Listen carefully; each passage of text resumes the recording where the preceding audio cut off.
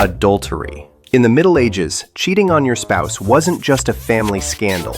It could literally cost you your life. Forget divorce lawyers and awkward Thanksgiving dinners. Back then, adultery could land you in the town square, facing punishment that was public, painful, and permanent. In some regions, women caught in adultery had their heads shaved or were paraded through the streets as a warning. In harsher cases, both lovers could be stoned, flogged, or even executed, and in certain kingdoms, they were buried alive. The irony? Kings and nobles openly flaunted mistresses, sometimes dozens of them. But if a peasant woman had one side quest, she could lose her head. Sometimes even suspicion was enough. Jealous neighbors or angry rivals could accuse someone of adultery just to ruin their life. Evidence? Pfft, who needed that? If the gossip was juicy enough, the executioner got busy. Stealing bread. If you were starving and dared to grab a loaf from the marketplace, congratulations, you might be executed.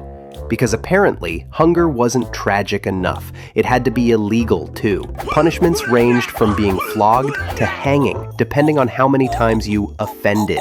Repeat thief? They might just string you up in the town square to remind everyone else not to crave carbs. Meanwhile, nobles and kings were having feasts so massive they could feed an entire village, while peasants risked death for one sad loaf. Medieval justice. Starving to death was legal. Trying not to was not. Counterfeiting. In the Middle Ages, money wasn't just paper or plastic. It was precious metal. Coins were made of real gold and silver, which meant every little edge of that coin had actual value. So, some clever or desperate folks decided to shave off tiny slivers of metal from coins, melt the scraps down, and pocket the profit. It was called coin clipping. Basically, the medieval version of printing money, except with scissors. Kings really hated this. Not because it was unfair to peasants, but because it messed with their profits. And when the king's wallet is in danger, your neck is in danger. Messing with money was one of the fastest ways to meet the executioner. What's crazier is how easy it was to get accused. If your coins looked a little worn, you might be blamed for clipping even if you were innocent. And the punishment? Burning counterfeiters with molten metal, just for messing with coins. Witchcraft. If you were a woman who owned too many cats, knew some herbs, or even know how to make tea that actually cured a headache, then you were probably a witch. And the punishment? Sometimes it was hanging, sometimes drowning, but most famously, burning at the stake. Some medieval towns actually held witch trials as spectator events. Entire villages would show up to watch the accused get tested with the infamous swimming test. If you floated, you were guilty. If you sank, well, you drowned.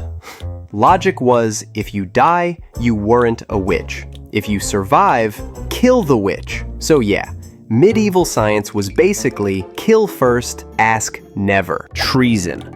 Betraying your king, plotting against the crown, or even whispering about rebellion could get you killed in ways so creative they make horror movies look tame. Treason wasn't just plotting assassinations. It could be as small as forging documents, spreading rumors about the monarch, or supporting the wrong noble in a power struggle. Basically, if you picked the wrong side in medieval politics, you were toast. The worst part? Treason didn't just affect you. Families of traitors could lose their homes, their land, and their titles. Your kids might end up begging in the street because dad once muttered that the king's haircut looks stupid. Informants lurked everywhere, and neighbors were more than happy to snitch if it meant keeping their own heads attached.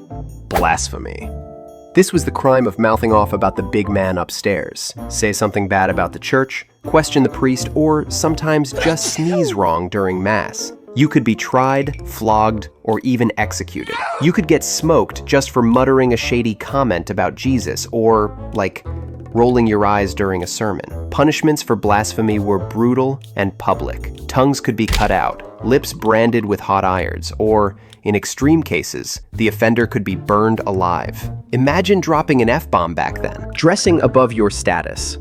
In the Middle Ages, fashion wasn't just about looking good, it was about knowing your place. Kings and nobles passed something called Sumptuary laws, which basically told people what they could and couldn't wear. Silk, velvet, certain colors like royal purple, all reserved for the rich and powerful. If a peasant dared to strut around in noble threads, boom, crime. At best, you get slapped with fines or have your clothes ripped off in public. At worst, repeat offenders could face brutal punishment. These laws weren't just about fashion, they were about control.